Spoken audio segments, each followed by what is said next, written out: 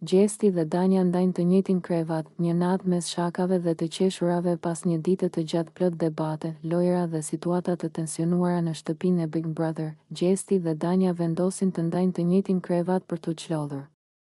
Teksa shtrihen pranë njëri tjetrit, Danja duket paksa në siklet, duke qeshur me nervozizëm dhe duke lëvizur her pas here, ndërsa Gjesti, me stilin e tij të zakonshëm të qeshurave dhe shakave, e vëren menjëherë.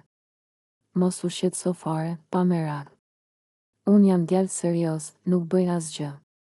I thot ai me një buzëqeshje të madhe në fytyrë, duke tentuar ta qetësoj Danjën, por njëkohësisht edhe duke e ngacmuar me batutat e tij.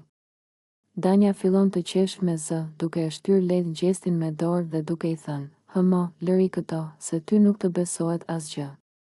E di që je gjithmonë me hile."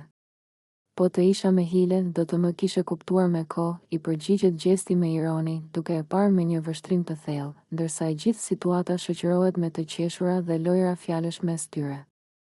Teksa vazhdojnë bisedën e natës, ata shkëmbejnë mendime mbi lojën, mbi marrëdhëniet e tyre me banorët e tjerë dhe mbi gjithçka që ka ndodhur deri më tani në shtëpi.